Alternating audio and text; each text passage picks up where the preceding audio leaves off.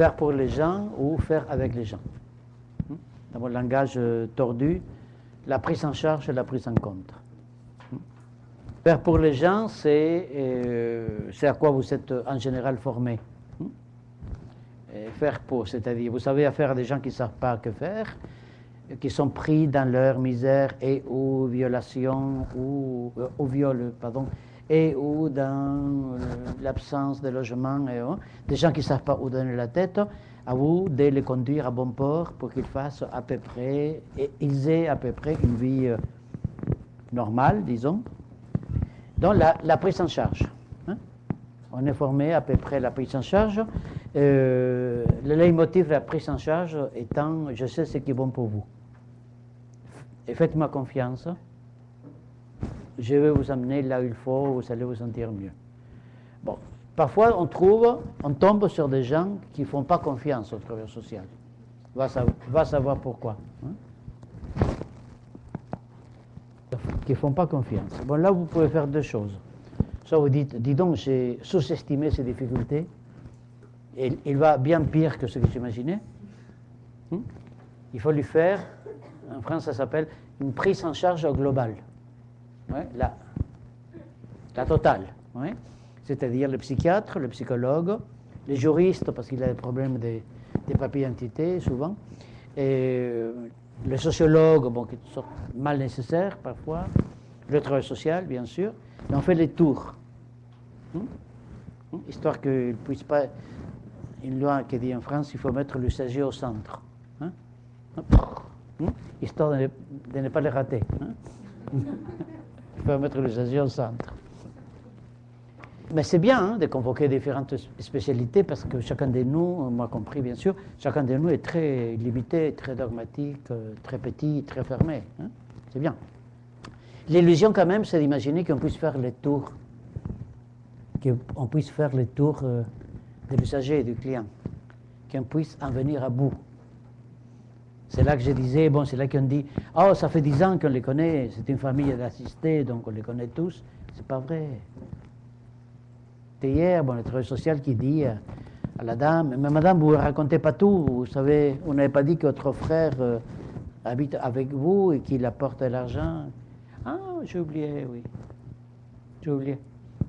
Je ne savais pas qu'il fallait dire ça aussi. Parce qu'ils sont vivants, dont ils mentent. Ils ne disent pas tout. Mais ce n'est pas grave. Ce qui est grave, c'est quand vous y croyez. Mais les racontes de bobards, ça montre qu'ils sont normaux, comme nous. Non? Faire pour les gens, c'est conduire les gens à bon port. Là, il faut qu'ils aillent de préférence avec leur consentement. Bon port, c'est l'insertion, cesser de fumer, enfin de se droguer, ceci ou cela. D'accord. Changer de mari, ou en tout cas abandonner celui-ci. Bon, tout ça très bien, je trouve. Très, très, très bien. Sauf que je vous dis, parfois on tombe sur des bénéficiaires qui ne veulent pas bénéficier des bénéfices qu'on leur propose. Ça s'appelle là-bas les calours. Je trouve ça génial, les calours. Oui, tu veux dire les caca, oui, c'est ça. Les calours. Qu'est-ce qu'on peut faire avec un calour? Pourquoi un calour? Un cas light, un cas pas lourd, ça n'a jamais existé. Un cas est lourd toujours, par définition. Sinon, ce n'est pas un cas, c'est un exercice de style. Voyez. Mais un cas réel, c'est compliqué, c'est complexe, beaucoup de déterminations qui jouent à la fois. Pourquoi certains cas sont lourds et d'autres pas? En règle générale, on appelle lourds les cas qui mettent au défi les catégories avec lesquelles on l'aborde, les méthodologies d'intervention. Voyez? Un cas lourd est un cas qui révèle à quel point je suis léger, comme les balances de l'épicier. Et donc je vous dis, là on peut faire deux choses. Soit on lui fait la totale, la prise en charge globale, histoire de le cerner convenablement, mais c'est un problème. D'une part, il y a toujours, on convoque pour demain à 10h, lundi. lundi à 10 heures, les 7 spécialistes qu'il faut pour ce cas, il y a toujours un qui arrive en retard, il y a un qui n'a pas pu venir parce qu'il y a un problème de neige, et puis, ou bien tout le monde arrive, tout le monde vient à l'heure, mais on a négligé qu'il y avait aussi un 8e qu'il aurait fallu inviter, c'est lui qui s'occupe des Haïtiens, de je ne sais pas quoi, oui, peu importe, ou c'est lui qui s'occupe des habitants de telle ou telle nationalité. Bon, et je veux dire par cet exemple que les tours complets de l'usager, on ne le fait jamais. Que faire si on ne veut pas démissionner? Et bon, ce qu'on peut faire, c'est tenter de ne pas s'entêter dans la prise en charge, c'est-à-dire dans le leitmotiv « je sais ce qui est bon pour vous », et tenter de passer à la prise en compte, c'est-à-dire faire avec vous, vous accompagner. Et accompagner, vous savez, ça veut dire faire quelques pas avec quelqu'un. Faire quelques pas avec quelqu'un, lequel quelqu'un fait les cheminements comme il peut, tout seul. Et la prise en compte, c'est la posture qui est la plus éloignée de la charité, c'est-à-dire de vouloir sauver les gens. Il s'agit de les accompagner, et j'insiste à faire quelques pas avec. Bon. Ça, ce sont des leitmotifs, encore faut-il pouvoir les habiter, les travailler. Ce n'est pas à midi 18 que ça peut se faire. C'est pourquoi il faut que je termine sur un petit point.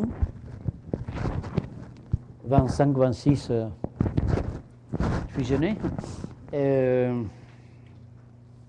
Neutralité impossible. Mais en même temps, on vous confie des gens, ou des gens viennent vous voir, parce que vous êtes censé savoir. Voilà un gros mot, très gros mot. Vous êtes censé savoir. Je suis très disponible pour les gens, on me dit. Ouais, c'est bien, c'est bien.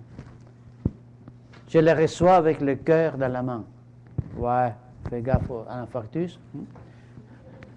Je suis très disponible pour les gens, mais c'est une vertu subjective très intéressante, certes, mais la disponibilité n'amène pas loin. Ma concierge est bien plus disponible que ma travailleuse sociale. En plus, il n'a pas d'horaire. Le travail social, il faut souffrir, mais dans les horaires adéquats. Sinon, il ne vous reçoit pas. Et il ne faut pas qu'il y ait la salle d'attente, il y ait 4 encore qui attendent avant vous. La concierge, non, la concierge est là, disponible tout le temps. Il raffole de commérages, etc. Bon. Quelle différence entre... Question idiote, hein? Quelle différence entre un concierge et un travailleur social? Le travailleur social est censé savoir. Savoir tout? Mais non, ça, c'est pas le savoir. Savoir est toujours parcellaire, incomplet. Sinon, c'est pas le savoir, c'est la révélation. Quelque chose que nous confondons beaucoup, d'ailleurs, avec le savoir. Mais savoir quelque chose de ce qu'un travailleur social se doit de savoir, et là, les choses se compliquent un peu, parce que le psychologue peut se contenter de savoir la psychologie, c'est déjà pas mal, c'est énorme. Idem pour les sociologues, idem pour l'économiste, idem. Le problème, c'est qu'en travail social, on passe par la psychologie, mais ce n'est pas la seule dimension. On passe par l'économie, mais ce n'est pas la seule dimension. Ça passe par ce que vous voulez, mais ce n'est pas la seule dimension. Moralité et conclusion, qu'est-ce qu'il faut savoir alors quand on fait le travail social? Dans cette éthique, en tout cas, qu'est-ce qu'il faut savoir? Mais la seule chose qui vaille la peine d'être su, qu'est-ce qu'il faut savoir? Tout. Ça veut dire, non pas, vous allez arriver jamais, personne, hein? Là n'est pas le problème. C'est-à-dire, l'intérêt de cette formulation, c'est de dire que neutre, on ne l'est jamais, objectif, on peut être parfois. Cette tension, le terme technique, c'est cette dialectique entre neutralité impossible, objectivité indispensable, me semble définir une structure importante au travail social, de l'intervention sociale, pour mieux dire. Neutralité impossible,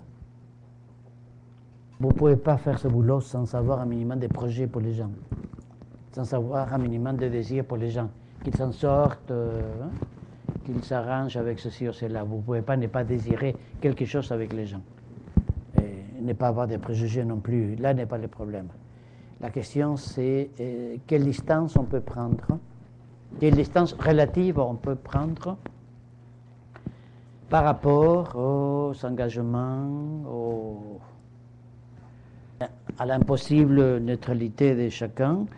Et pour ça, il y a, bon, il me semble, la double chose finale. Le travail clinique, d'une part, et non pas la formation permanente, mais la formation ininterrompue. C'est-à-dire éviter de dire, si possible, éviter de dire j'ai fini ma formation. J'ai eu mon diplôme, d'accord.